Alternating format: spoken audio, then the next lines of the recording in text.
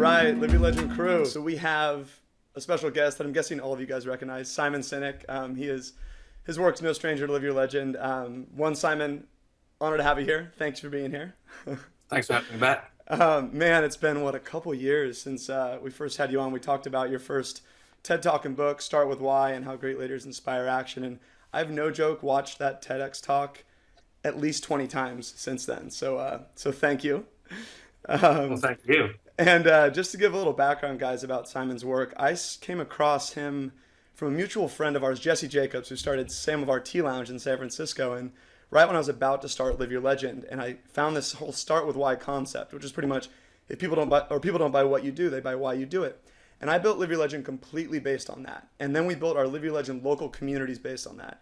And now, Simon, we literally have 300 communities in 300 cities in 70 countries that meet every month in the real world because we believe genuine connection happens in real time, in real life. And it's all because I love it. of Start With Why. I mean, there's a group that in Kenya that has a handwritten poster that's literally the size of the wall, and it says Live Your Legend. It wouldn't say Scott Dinsmore because it's about doing work that matters. So anyway, man, it reaches farther than you know. And for everyone who's seen Simon's TEDx talk, that's now become the number, I think, 2 or 3 talk of all time on TED, which is unbelievable.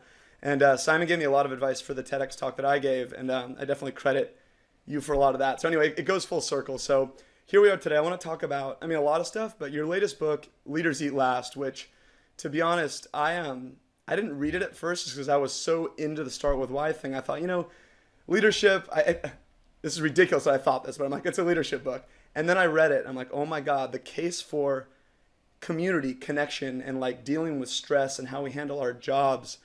And you have a statement in your talk. It says, our jobs are killing us. And that's what I really want to talk about today is how do we deal with that as leaders, as employees? How do we love our work? What's the danger here? So to start, maybe you can just tell us why you wrote Leaders Eat Last. What was the point of it? Sure. Well, all my work is semi-autobiographical, right? So Start With Why was born out of my own loss of passion from the work that I did and the stupid advice that people gave me, like, do what you love. It's like, thanks. Like, what am I supposed to do with that?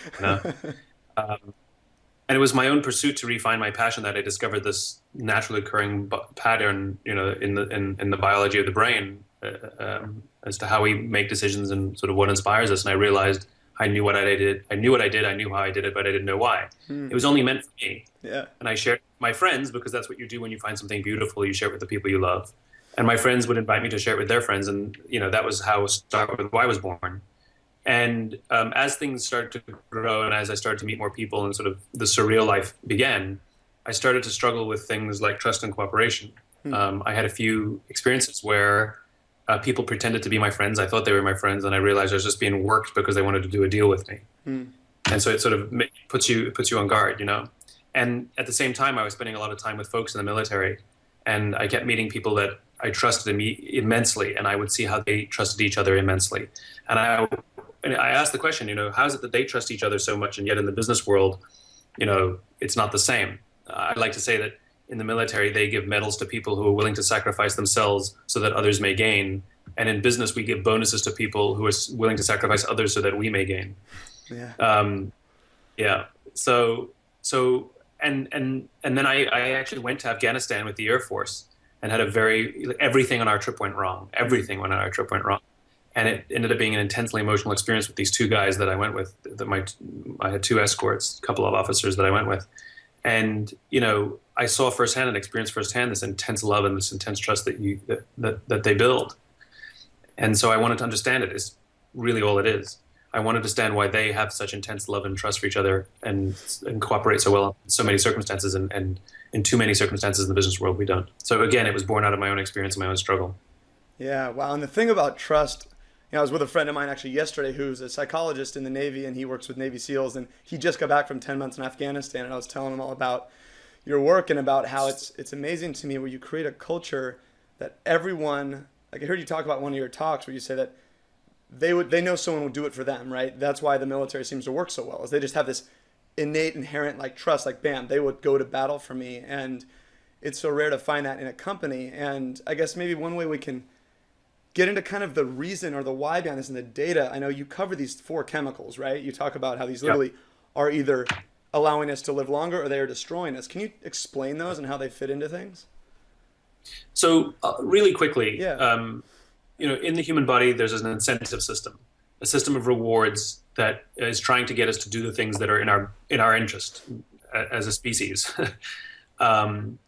So if you've ever had a feeling of happiness or joy or success or pride or status or achievement or love or friendship, all of these feelings are basically controlled by four chemicals in our bodies: endorphins, dopamine, serotonin, and oxytocin. Um, Endorphins, everybody knows, it's the runner's high. Mm-hmm.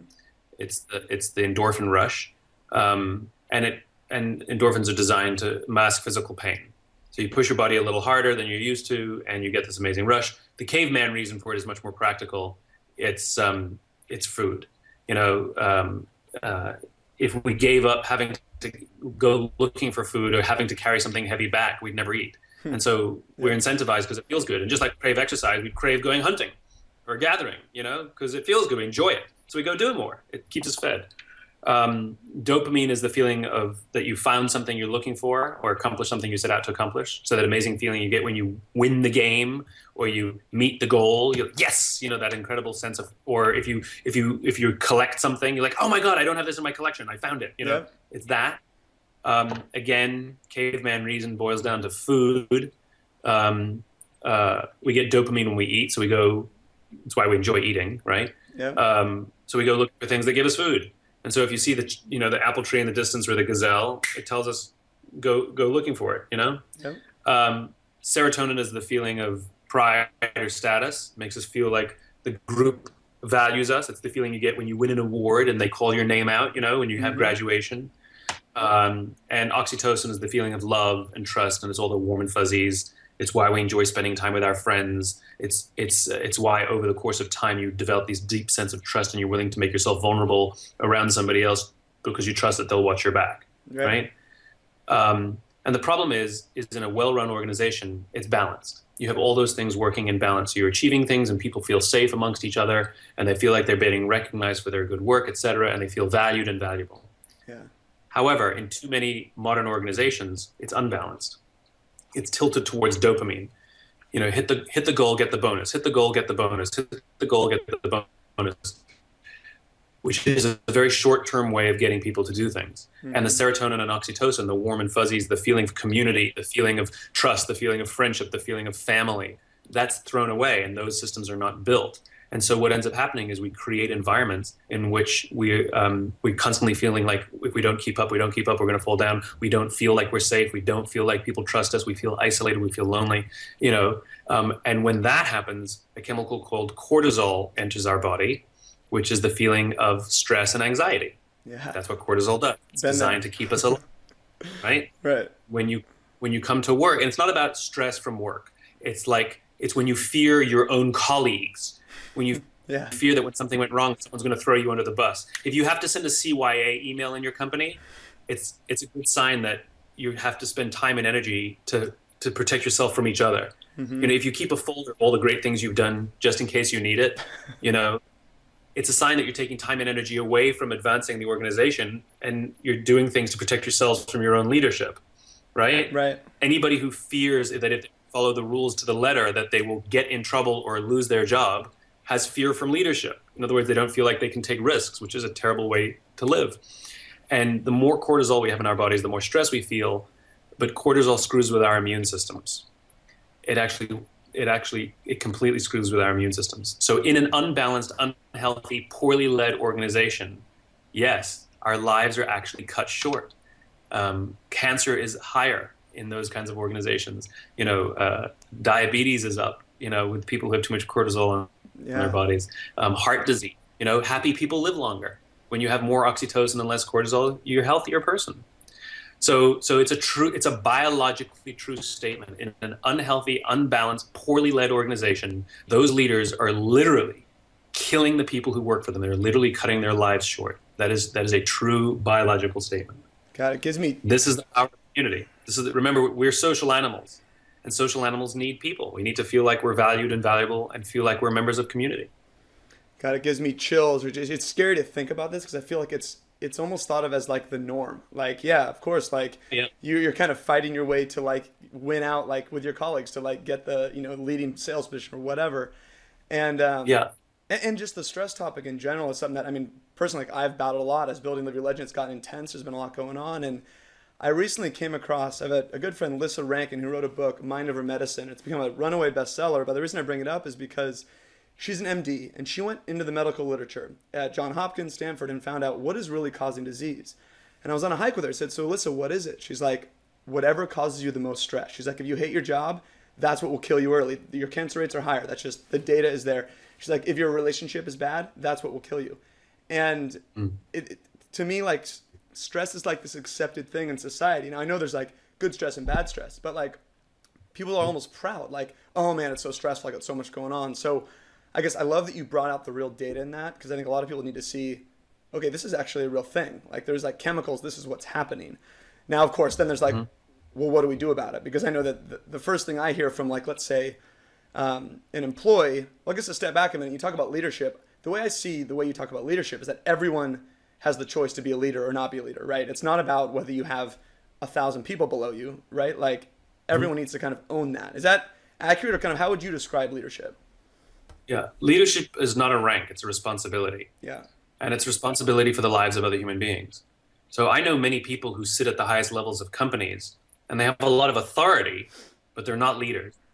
And we do what they tell us because they have authority over us, but we wouldn't follow them. Right.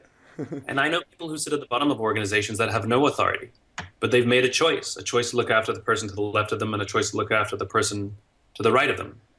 And we do trust them and we do follow them. Those are the true leaders. And leaders are the ones who are willing to sometimes put their own interests aside to protect the lives of others. The hard thing about leadership is it's a skill like any other that requires practice and training and learning and all of these things. And the problem is when we're junior in our jobs, most of our organizations give us lots of training how to do our jobs, to learn the software, learn the computer system, learn the ropes, whatever you want to call it, right? They give us lots of training to do our jobs. And your only job is to be good at your job. That's it, right? Yeah. And if you're really good at your job, they'll promote you. And if you're really good at your job, they'll promote you eventually to a position where you're now responsible for other people who are doing the job you used to do. Yeah. But they don't tell you how to do that, and they don't teach us how to do that. And so the reason we have micromanagers is obvious. It's because the guy who got promoted actually is better, because that's what got the promotion in the first place. Yeah. Right? But the problem is leaders are not responsible for the results. Leaders are responsible for the people who are responsible for the results. Yeah. Because the leader is no longer doing the work. They're now responsible for the people who are doing the work. And nobody helps us go through that transition. It's like being without kids and then having kids. Like you go from being only really responsible for your own life and doing whatever you want to do, and now you have to adjust your entire lifestyle. Everything changes. You have to adjust your entire lifestyle because now you're responsible for another human being. Right. And so have the same freedoms you used to have. You just don't, because you chose to take the risk. You chose to become a parent. You chose the lifestyle of being responsible for another human being. Leadership is exactly the same. It is a choice. You choose to take responsibility for the lives of those in your charge, to see that they will grow and they will become something larger than you could have ever imagined for yourself. Right. It comes with a lot of practice, a lot of frustration, a lot of time, a lot of hard work. And the reward ultimately to see other people achieve things that you couldn't even imagine for yourself, to see the ideas they'll come up with, to see the problems they'll solve, to see the way that they advance the organization even greater than you could have yourself. It's incredibly powerful and rewarding and makes all the hard work worth it. And is that serotonin? That's the problem. It's all of it. Yeah, it's all of it. Okay. That feeling of seeing others do very well, yes, that's serotonin. That you see the result of all your investment, like right. Yeah, that's serotonin. So I have to laugh at your having a child analogy. One, because my wife Chelsea and I don't have kids yet. We plan to, but we're a little scared of the responsibility. But with kids, there's also almost no training on how to be a good parent. It's not like a standard thing. Of course, there's classes you'll take, and you'll ask your friends who have kids, and you'll ask your parents, "What did you do for us?" Right. And good leaders do the same thing. Well, yes. They're students of leadership, and they ask other leaders, and they talk to the person who had the job before them, and they have mentors. It's all the same. They take it upon themselves. I feel like, just like you said, someone gets promoted into a leadership role. it's not like they were trained to be a leader their whole life. They were actually trained, No. to be themselves or whatever. So anyway, I think it's an interesting analogy, and I love how real it is. It's like you have a child. It's like, bam, that is your responsibility. There's obviously no getting Yeah. out of that. But being a leader and being a parent, the choice you want to make with your wife is not, do we want to have kids? That's the fun part. Yeah. Okay. The choice is, do we want to raise kids? Yeah. That's the decision. Yeah. Having kids is not the decision. Do you want to raise children? Right. Right. That's where the effort Same with comes in. leadership. Do you want to be a leader? Who cares? That's a promotion. Right. Congratulations. Yeah, yeah. You know, it's not, do you want to be a leader, which is, do you want to raise the people in your charge? You want to bring them up. Right. That's a hard decision. That's Right. a harder choice, and that's a lot of work. And that's a lifetime endeavor, right? I mean that. If you choose that lifestyle. Right. So you talked that. about leaders. I remember near the end of your first TED talk, your TEDx talk, that I mean is become one of the most popular TED Talks. That has 20 million views plus on TED, which is amazing. Anyway, you talk about how we follow those who lead not because we want to, but because we have to. And you talk. I love how this so seamlessly ties into your Not start. because we have to, because we want to. Did I say way around. Oh, did I say it reverse? Sorry. Yeah, not because we have to, because we want to. Yeah. And it ties in so perfectly with Start With Why. This whole idea of leadership, and the thing is, as soon as you get forced to follow something, by nature you go back, right? You're like, wait a minute, no one wants to do anything they're forced to do, right? They get inspired to do things. Yeah, of course. I mean, there are many ways to motivate human behavior. Right. You can bribe people, you can threaten people, but when you inspire people, you don't have to do any of those things, because people choose to take the torch and carry it themselves. Right. And you see the data that money and that stuff doesn't inspire past a pretty low point, right? I mean, it's just not. Yeah, it works in the short term, and eventually people say this is not worth it. Right. Okay, so this is the thing that the objection I get from most of our community with stuff like this. This is the big thing we try to battle is people say, well, okay, like there's too much risk. Like, yeah, I don't like my job, but like I have a family to support, all this stuff. Like I can't really afford to change. I know you cover this in the book with some pretty deep detail and some statistics. I'd love to just cover that a little bit, because I know a lot of people are thinking that as they watch this. Sure. There's two parts of it. Yeah. You don't have to quit. Absolutely not. You don't have to quit. But let's talk about that for 1 second. Okay. Right? So the choice to work in a toxic environment because I need the money, right? Though true, and the pressures are real. First of all, that environment shortens your own lifespan and makes you more susceptible to illness. That's number one. Number two, you're justifying staying in the job for the kids, quote unquote, right? Mm-hmm. I got bills to pay, mouths to feed, right? But there's good data on the fact on raising children, that working late or business trips and things like that actually have minimal to no effect on the raising of your children, though you may feel guilty. Mm-hmm. What has a greater impact on the raising of your children is if you love your job or not. Wow. Because people who love their jobs come home happy, and they have more patience, and they have more time, and they have more energy to play and raise their kids. People who don't love their jobs, they come home stressed, they come home anxious, they don't have time or patience or energy to be with their kids, and it actually hurts the raising of the children. What's more, there's something called mirror neurons, which is how children learn from us. And so what happens is when our kids see us come home every single day tired and exhausted, they think work is something that makes you tired and exhausted. Yeah. And so if they get a job that makes them tired and exhausted and short-tempered, that's normal. That should never be considered normal. Right. So the negative impact we're having on our children by staying in the job can be really, really bad, right? And by the way, nobody's recommending just blindly quitting. Definitely not. You usually find another job first before you quit. Right. I mean, there's jumping out of a plane and the jumping out of a plane with a parachute. Right. And we cover that a lot at Liberty Legend. People, I think, on the internet, they kind of like rah, quit your job. It's like, if you quit your job and don't know what you're doing next, you'll panic and grab the wrong job next. It's just a mess. Although and here's how bad it is, at least in corporate America. Here's how bad it is. There's some good statistics on this, there's some good data on this as well, which is people without a job have the same stress or lower stress than people who are in a job they hate. Wow. The same or low. Yeah. And it happened to me. A friend of mine hated her job so much, and she just decided to quit. She had no job lined up, and she just quit. She's like, I cannot take this anymore. And she was on, unemployment benefits, And I've never seen her happier. And if you asked her, how are you doing? She's like, oh my God, I'm great. And her mind opened up and she was creative again. And she actually had the energy to find a job she wanted to do. And she started following her passions. It was an amazing thing to see. She was so happy without a job. Right. And she had to totally tighten the belt strings. She had to eat differently. She had to live differently because she couldn't afford to live the lifestyle she used to live. And yet she was happier. Right. You know? So I saw it in the flesh. So now let's go back to not having to quit your job. Okay. Right? You don't have to quit your job, but you can choose to be the leader you wish you had. So instead of quitting your job, you can say, okay, I hate my job, but so does everybody else I work with. So I'm going to devote myself to helping make work a bit better for the people that I work with, my team, even my boss. I'm going to worry about them, and I'm going to express empathy for them, and I'm trying to do things. That doesn't mean do their work for them, because people want to have the feeling of accomplishment. That's not leadership. I don't know what that is.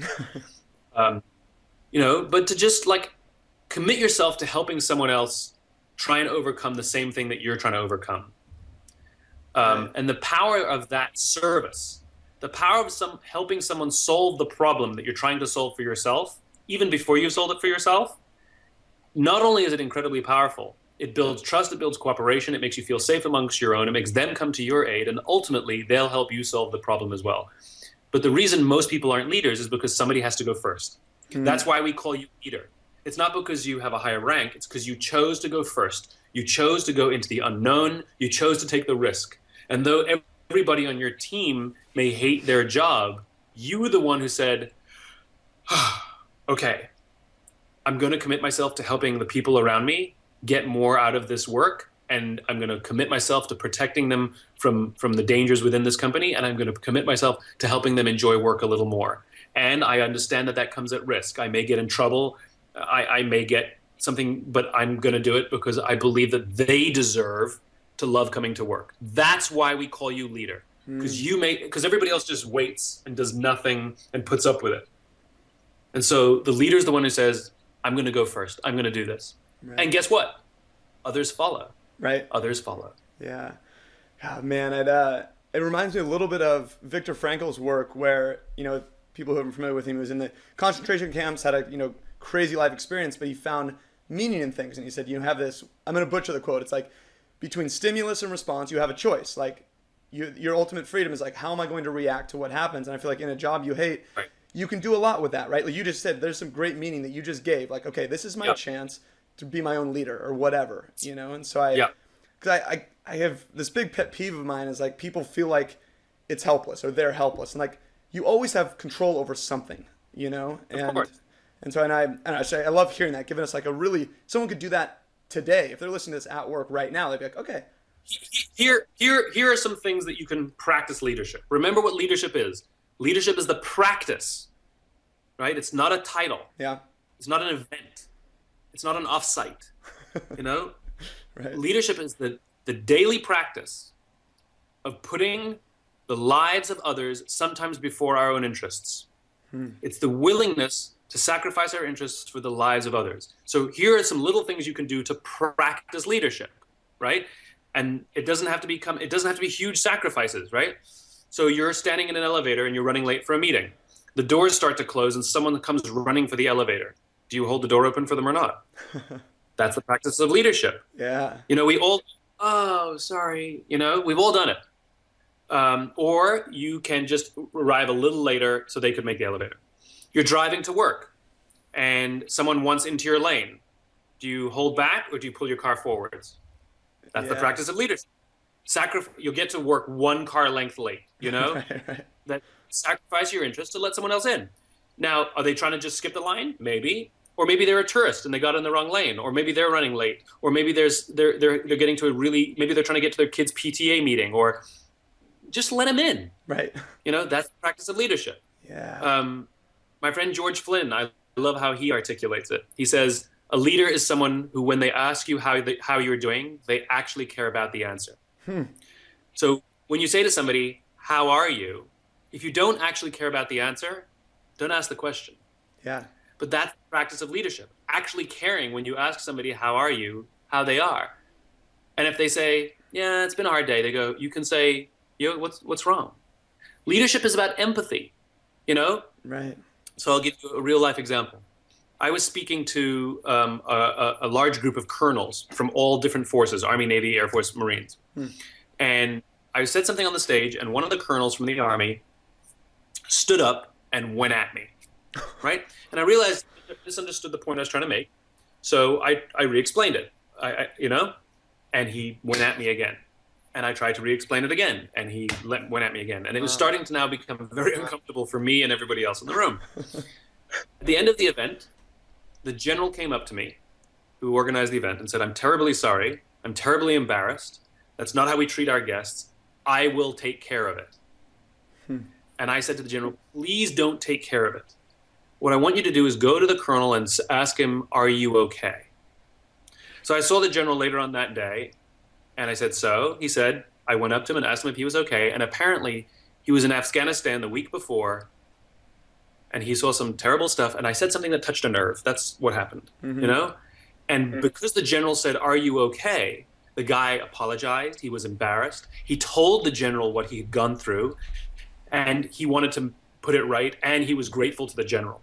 Now, if the general had yelled and screamed and said, we don't treat people that way, what are you doing? What kind of, example are you setting? The guy would have retreated, kept everything to himself. It's exactly the same at work. If somebody is having performance issues, we don't sit down with them and say, listen, this is the third time I've been talking to you about this, and if you don't get your numbers up, we're going to have a serious conversation. Or you could say to somebody, hey, I notice your numbers are down for the third time in a row. Are you okay? Wow. God, just one little rephrase. That's the practice of leadership. And what you're actually doing is reducing stress, right? Because you're making somebody feel that another human being cares about who they are, not just about their numbers. Right. No one should ever get fired for performance issues, right? We've all had performance issues, all of us. And by the way, sometimes our bosses are the ones that we need to express empathy for. Hey boss, you yelled at us in the meeting. Are you okay? Right. As opposed to as an ass, right? So this is the practice of leadership. You go to the coffee machine, to the kitchen, and at work, you pour yourself the last cup of coffee. Do you put the empty coffee pot back? No one will know. The next guy will make it. Who cares? Or you spend an extra few minutes and make a new pot of coffee, even though nobody sees. These are all the practice of leadership. And if we do these little things, saying please and thank you to this barista in Starbucks, somebody drops something, you bend down and pick it up. Little things. If we practice the little things, they get easier and easier, like anything that requires practice. Right. And then you do it with bigger things, and you do it with bigger things. And then all of a sudden you find yourself, it's very easy to make these huge decisions that impact the lives of others. They're not hard decisions because it's a practice. It's a daily practice. Wow. That's leadership. And I mean, what I love about that is in its simplest state, that's also kindness, right? I mean, it's empathy, kindness, like doing things for people and this type of thing. And I know you talked about this, a concept. So we're talking about kindness and like this idea of random acts of kindness, and it sounds like it ripples experiencing kindness. So what's the deal there? Is it just triggering the same type of chemicals? So when we perform an act of kindness, when we are the recipient of an act of kindness, or if we witness an act of kindness, all three of those release oxytocin in our bodies. Yeah. And when oxytocin is released in our bodies, it makes us feel good. That's why it feels good to do something nice for someone. It feels good when somebody does something nice for us. And we feel good when we hear stories or witness somebody doing something nice for someone. That's why they have these feel-good stories at the end of the news. Or you see a movie about a hero, somebody who sacrifices for someone else. It actually makes us feel good. We love it. It's heroic. And the amazing thing about oxytocin is the more oxytocin we have in our bodies, besides the fact that it boosts our immune systems and is good for us and makes us smart and all the rest of it, it actually makes us want to do more good things. Yeah. It's the human body's way of trying to get us to look after each other. We are inherently social animals, and the human body is designed to get us to do things for each other and look after each other. That's what we're designed for. And so one of the greatest feelings we have is doing something nice for someone, being the recipient of somebody that does something nice for us, or witnessing a real act of generosity. And by the way, generosity is giving of the time and energy, giving your time and energy with no expectation of anything in return. Yeah. Money doesn't count. Right. Money doesn't work. If I told you, Scott, that before I got on this call with you, I went online and gave $500 to charity, what would you think of me? You'd be like, That's nice. Yeah. Okay. good for you. You know? If I told you that last weekend I gave up my Saturday and I went and painted schools in the inner city, then what would you think of me? You feel like nice. Wait, maybe I should do that, right? Or whatever. Now, value of my labor is worth a lot less than $500. $500 could pay many more people to paint many more schools. But as human beings, we put we give higher there's higher credibility.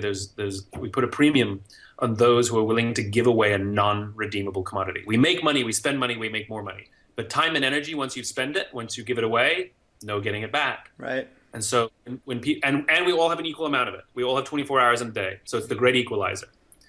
And so when we give our time and energy to someone, when we hold the elevator open for someone, when we do something for someone, when we pick something up, when we expend time and energy, other people feel it. Yeah.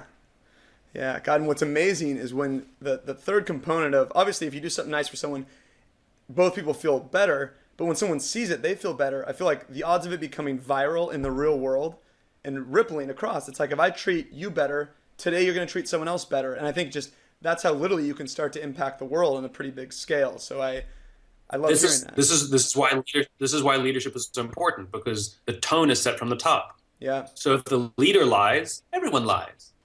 Right. You know, it's like when the leader's corrupt, everyone's corrupt. Right. But when the leader strives to be a good human being and do good for others and expend their time and energy for the good of others, right, everybody else follows. Yeah. The leader sets the tone. Wow, it's like Gandhi. And if the leader sets the bad tone, we can't just sit back and say, oh, well, we have bad leadership. No, then we have the responsibility to become the leader we wish we had. And that's when we choose to be the leader and look after the people around us. And though we may not be able to affect the larger organization because we don't have that kind of authority, right, we can affect the people around us. We can become leaders. Right. We don't have to be the top guy, you know, or the top girl. We can be.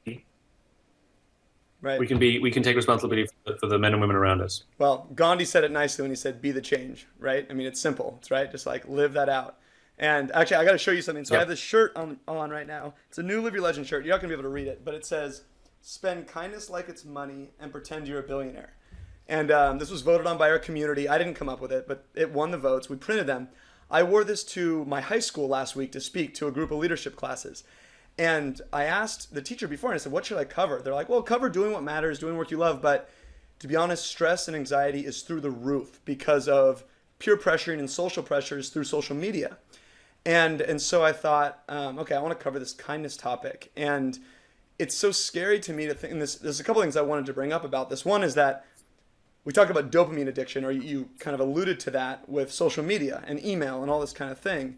And there's no, I guess with social media, especially with kids, it's almost like giving someone the keys to a car when they're 9 years old. It's like they don't realize the power they have and how they can hurt somebody. There's no like, when I hang out with you face to face, I'm probably not going to call you a mean name, but if you piss me off and we're not together, it might be easy for me to shoot off a silly message on social media. So I think this idea of kindness spreads everywhere. And I'm just curious, I guess, on that topic, since I was just in high school or at a high school, and I couldn't believe what they said about the anxiety and the stress.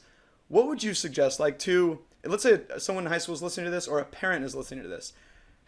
What kind of advice on like a simple granular basis might you suggest, other than what we just said of just being nice? Is there anything to think about on that level? Parents should limit the access their kids have to social media and their telephones. Those are addicting devices, and they're addictive. Yep. Right? Our cell phones and social media release dopamine. Mm-hmm. Dopamine is the same chemical released by alcohol. And almost all alcoholics began drinking when they were teenagers, because when we go through adolescence, when we're little kids, we only care about approval from our parents. Yep. And then as we go through adolescence, we start to care about the approval of our peers, of our friends. As annoying as it is for our parents, it's a very important social adjustment, so it allows us to acculturate beyond our immediate families, right? Mm-hmm. And it's this highly stressful and anxious time. And we're supposed to learn that in times of stress and anxiety to rely on our friends. But for some people, they accidentally discover alcohol, and they realize that the numbing effects of dopamine can help them get through the stress and anxiety, and that lasts for the rest of their life. They accidentally form a hard network there, a hard connection there. And so almost all alcoholics, if not all alcoholics, only drink for one of three reasons, or some combination of one of three reasons, which is social stress, financial stress, career stress. That's it. That's it, right? And so the problem is we're giving kids cell phones and access to social media, which releases dopamine. So as they're going through this anxiety, as they're going through this anxious period where they're supposed to be learning to rely on their friends, what's happening is they're now relying on social media to numb the pain. The more likes they collect makes them feel better about themselves, right? The more followers they have makes them feel okay. They feel like they have this artificial control by being able to spurt off, vitriol through the internet anonymously, sometimes not anonymously, but it's not really a feeling of safety. It's all artificial. It's all virtual, right? And this is really dangerous. We're literally creating an entire generation of addicts. Right. And it has all the same impact of any addiction, which is in time, waste resources, and destroy relationships. What if I were to have this talk with you, just holding my phone? I'm not checking it. I'm not. It's not buzzing or beeping. But what if I were to just hold it while you and I are talking? Do you and your viewers feel like you're the most important thing to me right now? Right. No. Of course not. Yeah. I'm just holding my phone. That's all I'm doing. So when we come to a meeting or we sit down with our friends and we put our phones on the table, subconsciously what we're saying to them is, you're not the most important thing to me right now. Even if we put it face down, we have to take it out of sight, put it away, not engage with the device at all. And just like an alcoholic, we can't trust our willpower. An alcoholic gets rid of all the alcohol in the house, right? They just say, don't drink it. They get rid of it. So when we go out with our friends, we should literally leave our phones in the car, leave our phones at home, or everybody hand their phone one to the left, so there's no temptation. And if they go to the bathroom, they take your phone with you, oh my God, you're going to have to look at people for 10 minutes, as opposed to immediately putting your head down to, and if somebody pulls their phone out, it's this weird thing. If one person pulls it out, everybody feels the need to pull out their phones. Right. The point is it's actually having a real impact. And so for parents to reduce the amount of time that their kids have on the phone, to force them to spend more time with their brothers and sisters and parents, it has a powerful impact. There's somebody I met whose son, who's 14 years old, hated his mother because his phone broke, and it took her 2 weeks to replace it. And in that time, his girlfriend broke up with him because he wasn't replying to her texts. Oh my God. They go to the same school. Okay? Yeah. And this is a kid who's anxious to answer the front door because there's people there. Yeah. But I've talked to some Gen Y people in their early 20s who they admit this, that if they're trying to get somewhere, like they're looking for directions, they're walking down the street and they're using, whatever, Google Maps or something, and their phone dies, they'll spend more time looking for somewhere to charge their phone, than simply asking somebody where to go, right? Because they're they don't want to talk to people. That's right? Nuts. And so the way these parents dealt with that 14-year-old, because they were very concerned about it, is they went on a family vacation, and no one was allowed to bring their phone except Dad. One phone came on the vacation in case of emergency. That was it. The first 3 or 4 days, it was horrible. And everybody was screaming and yelling, and everybody was mad at the parents. And then guess what happened after that? They bonded. Yeah. Had a wonderful time as a family. Yeah. Right? So it becomes a parent's responsibility not to use the device as a convenient way on a regular basis. I know it's easier said than done. Again, it's about balance. Right. I'm not against technology. It's about balance. Right. But I'm not saying take it away. I didn't say take it away. I said limit. And things like family vacations, or going and volunteering with your kids and taking them to go to a soup kitchen or something, and no phones. Nobody brings any phones. Or when you have family dinner, there are no phones at the table. And when you go out for dinner with your family, everybody leaves. Everybody leaves the phone in the car, including Dad. Right. You don't even need one phone. What if there's an emergency? How many times have you been called out of dinner because of some emergency? Right. I count mine. 0. Yeah, right. Leave it in the car. You'll find out in an hour. Yeah.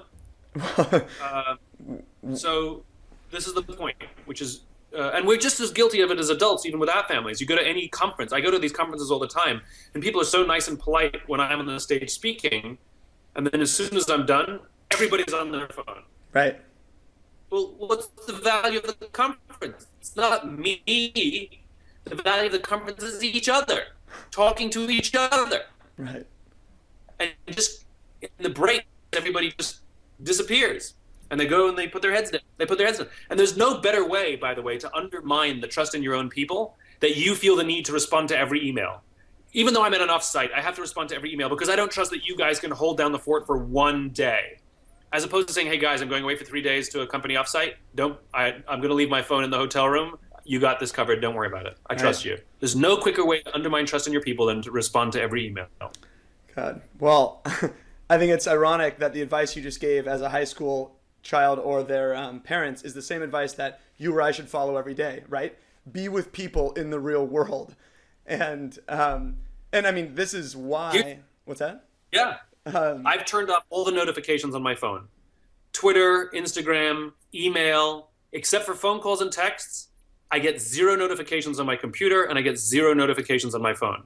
If I want to know if someone's emailed me, I have to open my email to find out. There's no buttons. There's no nothing. Nothing comes up on the screen. Nothing to give me a dopamine hit that will get me addicted. Yeah. Well, it's funny. I emailed you a few weeks ago about this interview, and I got an auto response that said, hey, I'm on vacation, and I won't have access to any technology. And then I told you this morning, I'm like, hey, so how was your digital sabbatical or something? You're like, what do you mean? I was just on vacation. I'm like, yeah, no one takes a vacation like that anymore, and it is so important. This is the corrupted promise of the smartphone. We were told with our smartphones that it would give us the freedom to leave the office, but it hasn't given us the freedom to the office. All it's done is make us take our office with us wherever we go. Yeah. And when you're on vacation, sitting on a beach, the ability to send emails from a beach, that's not a vacation. Right. That's telecommuting. You just are telecommuting from a warmer environment. Yeah, right. Yeah, right? If you're doing work on vacation, you are telecommuting. That is not a vacation. Vacation means I'm not doing work. Right. Yeah, and you talked about not having access to the internet and stuff. Where you and I met was at Summit Series. Remember, on a boat with 1,000 entrepreneurs in like the Bahamas or something, where there was no Wi-Fi. There was no like cell phones, and it was, I don't know if that was by design or not, but it was beautiful because people just hung out. And people complained about it for the first few days. Right, I think they got used to it, like that 14-year-old on vacation. Right, and so you bring up a point that I wanted to ask, both for my own self-interest, but for a lot of people listening, this idea of abstraction, because I think you talked about the dopamine addiction with kids, but also there's another side to it that it pulls away the realization that there is a soul behind every Facebook friend, and that if you do something mean on Facebook, that ripples into their world and could literally have effects that you will never know about and literally could be disastrous. And so the same thing, like Live Your Legend now has 100,000 plus people from every country in the world that use our career connection tools. It's amazing, but it's not like 3 years ago where I used to respond to every email and know every person. And it's hard. Sometimes you get lost in the numbers, right? And so I think that's what you call abstraction, and how we kind of, well, maybe you could just explain that, maybe how, since a lot of us have online businesses, how do we get back to like the human aspect of that? We are tangibly driven animals, right? Things that release the chemicals like dopamine, for example, they have to be tangible results, which is why we like metrics. Yep. Right? We're no good with abstract concepts. If I told you you'll get a bonus for accomplishing more, and you say how much more, and I just say more, it's unnerving, right? You don't even tell me. I don't even know what I'm doing, right? Give me a number, give me a goal, give me something I can strive for, something I can hit. Yeah. In other words, we're no good with the abstract. We need things that are definitive. And so the problem is numbers themselves are abstractions, especially when we're referring to people, right? And we refer to them as customers or whatever they are, targets, Yeah. And sure, you can hit the number, and sure, you can get the dopamine hit, but we start to lose connection with the fact that these are human lives that we're talking about. And we want to drive down costs and increase market share. So let's put cheaper ingredients in our food. But we forget the fact that when we put cheaper ingredients in our food, we're actually affecting the health of the people who eat our food. Or if we corrupt, messages, we're actually affecting the lives of the people. And you hear this all the time. Marketers are the worst. Marketers say, well, the trend these days, the trend data shows us that young people these days are doing everything on apps. So we should make more apps for everything. No, it's just a trend. It doesn't mean it doesn't mean you pour fire on it. In the 1980s, people needed to do cocaine to get through the workday. That was the trend. That doesn't mean we give them more cocaine, right? Just because the trend exists doesn't absolve us of responsibility. We should be trying hard to get people to do things offline as well as online, not trying to get them to do more things online. right? There's a great irony in this. If you visit Google or Facebook or any of these, Yahoo, any of these companies, these social media companies, there's been huge amounts of time and energy and money to figure out ways to get their people to work well together. And they have communal eating, and they have picnic tables, and they have bean bags, and communal spaces, and open plan, all to get people to work together so that they are better able to make a product that helps us keep us apart, which is really kind of funny. The physical product they make, the way that they drive innovation is by getting their people to physically work better together. That's funny to me. Right. Right? And I talk about this all the time. You know, I think the internet is a wonderful thing. I don't think it's the end all be all, and it is also terrible for the building of relationships. Right. Terrible. And whenever I talk about this, the blogosphere, the blog world gets very mad at me. They get very irate at me. You know, and yet I always ask the same question: why is it that every single year 50,000 bloggers descend on Las Vegas for a huge big conference they have called Blog World? Why don't they do it online? Yeah. Because it's not the same. That's why. Yep. Because we want to be around people. Because we're social animals. Yeah. You know, we consider solitary confinement torture. Yeah, man. This is why when I read your book, your recent book, Leaders Eat Last, I thought, oh my God, like this is the whole thesis behind why we stumbled in this whole Live Your Legend local community. Now we have, like I said, 300 cities in 70 plus countries, literally from Kuwait, Kenya, Sydney, Cape Town, South Africa, that get together in the real world to do this thing. Now this is, this was encouraged by Start With Why. Your data has showed me why it's so important from your recent book. But this is a non-commercial thing, by the way. We don't make any money. In fact, we spend a ton of money on Live Your Legend Local with team and everything. But I believe connection is a human right, like in the real world. And the money will be fine, like with the business, everything. That's all fine. What makes the organization powerful is that it's based in the real world. I think digital is great alongside the real thing. It's a tool. But it cannot replace it. It's a tool. And you can offer resources and you can help people connect. And that's good stuff. But it cannot replace. And what makes the organization sustainable, what makes the people loyal, what makes it valuable in the lives of the members, is not the content online, it's that there's a real life component to it. In other words, they're making real friends, right? One of the great advantages of online is there's low barriers to entry, right? Mm-hmm. So everybody can join. But that also means there's low barriers to exit. Right. So if an online company pisses us off, we just leave. You know? You don't just leave a relationship like that. You don't be like, you pissed me off, I'm out of here. It's torturous. Right. Yeah. You know? And we don't just, and maybe we work hard to make it work first, you know?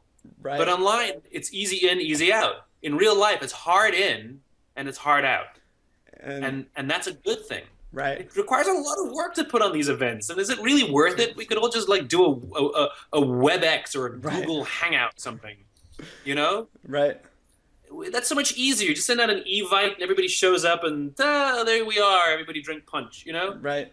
But it's not the same. It's not the same. And we cannot argue that it is, because it is absolutely not. And this cues up, I think, what I thought was the most powerful part of your book and some of your talks is you talked about Alcoholics Anonymous and the 12th step. Can you just cover that for a second? Because it gave me chills all the way through, because that is, I think, what we're applying now to all of our communities. Sure. So let's hear it. So Alcoholics Anonymous has been very successful at helping people overcome the addiction to dopamine, alcohol, for 75 to 80 years, very successfully. And we joke about it. It's the 12-step program, right?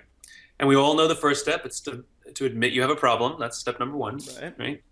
But what Alcoholics Anonymous has found is that it's the 12th step that matters most. You can master all 11 steps. And if you don't master the 12th, you'll probably start drinking again. However, if you master the 12th step, you will more than likely beat the disease. The 12th step is the commitment to help another alcoholic. Service. Yeah. Right? And it's just like I said before, if you want to be a leader, if you hate your job, instead of worrying about yourself, can you help somebody else overcome the problem that you're suffering? Can you help somebody else who hates their job get a little more joy out of the job? And that is actually what helps us solve our problems and overcome these addictions. And that's why I talk about with the kids, it's not just limiting their access to the social media, but it's taking them and getting them to do things for others. It's getting them to build a little lemonade stand and have to do all the work themselves. It's getting them to go volunteer and physically spend their time and their energy to do something for someone else. Right? Right. This is what helps us overcome our addictions. And so if we're concerned about selfless and we gain balance, service is where it's at. By the way, there's no alcoholicsanonymous.org. You don't go online for some online support group. It doesn't exist. Right. There are real life meetings in church basements and rec centers, where physical people get together and make each other feel welcome. Hi, I'm Simon and I'm an alcoholic. Hi, Simon. It makes everybody feel welcome and safe. Right. It is a perfect circle of safety what they're doing. It's kind of amazing. Yeah. And it's incredibly powerful and incredibly valuable in the lives of those who suffer addiction. And that can be applied. I believe that can be applied to getting results for most things, right? You want to lose weight, and fitness. The principle is universal. Right. They happen to be applying it to alcohol. What I learned when I was doing this research is the principles that they've employed are universal. Right. Which is what makes that absolutely priceless. I mean, that's why Weight Watchers didn't become $1 billion industry because they knew how to lose weight. Everyone knows how to lose weight, right? They had support groups in person every week. So that's huge. So, okay, Simon, this has been awesome. We've gone to all kinds of stuff. I could go on forever. A few quick rapid fire things from our community asked on Facebook. And Sure. Of course, we got information from Facebook, but again, it's a tool. It's not the end all be all. No. I'm fine with it. I'm fine. No. I feel you. But now what scares me though, and this is the problem, is when people think of Facebook friend. Balance. What's that? It's just about balance. And this, for me, is the scary thing though, is when people think a Facebook friend is a real friend, that it checks the box. And of course, we know that's not true. So, anyway, couple things. This is interesting. I didn't even know about this. So, someone saw that you were involved in something called Dance Space Project for creatives. Does that ring a bell? I used to be. Yeah. Okay. So it sounded like it was organization for advancing art and things like that. I was curious if there was a deep why behind that, or anything you want to just kind of tell about your past involvement or anything like that. Oh yeah, I mean, I'm not involved with Dance Space anymore, but I'm involved with other dance companies, the Tammy Stronet company, and I work with Brooke Notary as well, who's a wonderful choreographer. I'm a sucker for artists, and I happen to love dance. To me, artists are people who sacrifice themselves so that others may gain. That they have this compulsion to engage in their art, to bring others joy. And I have deep respect and love for the artists and the sacrifices they're making, and I try and help them as best I can. Oh man, I love that. Okay, another one from Ben. He said, how do you become a leader that other people want to follow? And I think we covered this a bit in the past, but is there any just quick things that to answer that? Well, first of all, you don't set out to be a leader so that others will follow you. Yep. You set out to be a leader to serve others, and if you are gracious and honorable and in the performance of those responsibilities, then others will follow you.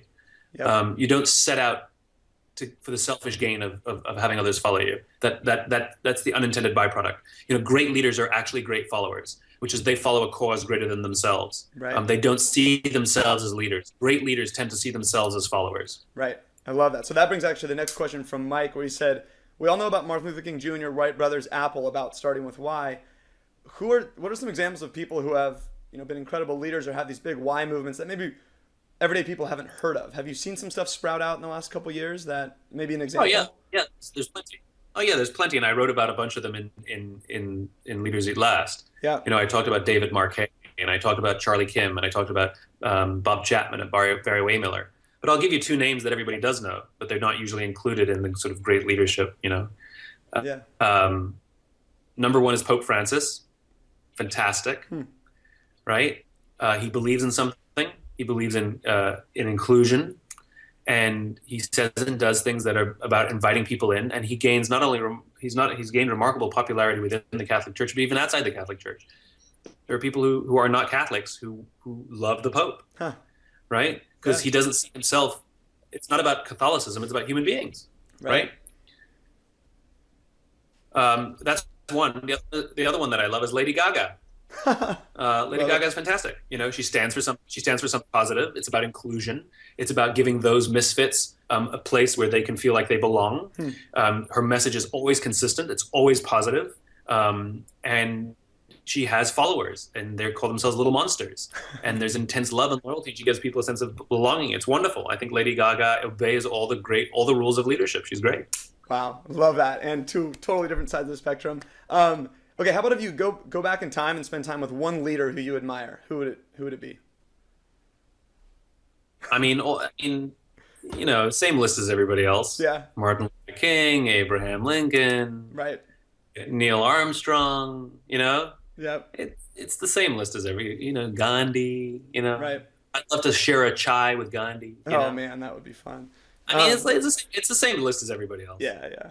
All right, so the last one I have here comes from Philip, and he says, what's your stance on relationship between husband and wives and how important it is with your why to be rooted in the same place and how that helps or affects a relationship? Yeah, I mean, it's any relationship. It's not necessarily husband or wife, any relationship. You know, but the why doesn't have to be the same. They have to be complementary. Yeah. You know, they have to obviously go together. And great business partnerships are like that too, by the way. You know, a great business partnership is a little bit like a mom and dad relationship where one seems to be the disciplinarian, the other one seems to be a little more empathetic. One's the more visionary, sort of head in their clouds, sort of like kumbaya. The other one's more like, oh, here are the numbers. Here's how we're going to get it done. We're going to pay the bills. Right. You know, the best relationships are these mom and dad relationships. But, you know, I also believe in egalitarian relationships, not equal relationships. Equal relationships is we both take out the garbage. We both do the cooking. We both do the cleaning. That's an equal relationship. An egalitarian relationship is I'll do the cooking, you do the dishes. Yeah. I'll do the cleaning, you take out the garbage. Right? That's an egalitarian relationship. Right. So I don't believe in the equal breakdown of labor. I believe in the egalitarian breakdown of labor, and that plays to that it's not the same, but it's complementary. I like that. And I mean, one, just a quick personal side with my wife, Chelsea, and I, she has a cooking website that it's all about plant-based cooking to bring people together in the kitchen, because we've lost that in this kind of society that's high-paced. Live Your Legend is about bringing people together to do work they love.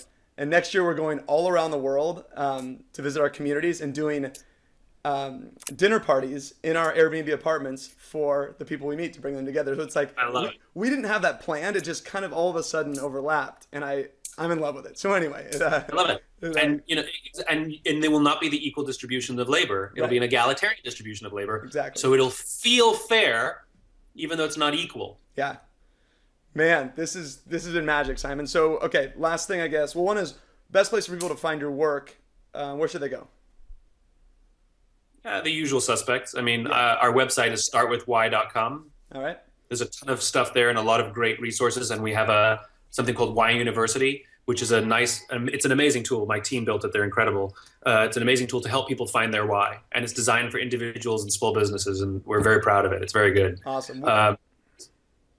And then, you know, Instagram, Twitter, the whole deal. And we'll link up to all your good stuff in here as well, right below. And if you were to leave us with everyone listening with, I guess, one thing they could do today, or like to kind of further your message and the reason you're kind of doing what you're doing today, what would you suggest? We've covered a ton of good stuff. So where do people start?